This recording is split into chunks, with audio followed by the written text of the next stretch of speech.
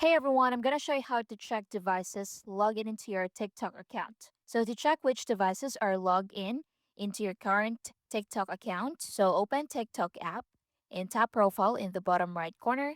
Then tap the three-line menu in the top right corner and select settings and privacy. Then scroll down and select security and permissions and choose manage devices from the options.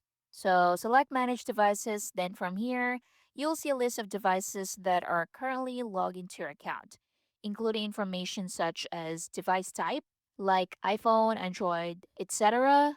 You have approximate location and last active date and time. So if you see an unrecognized device, you can tap the suspicious device or you can directly click the delete icon besides the device and click remove to confirm the action.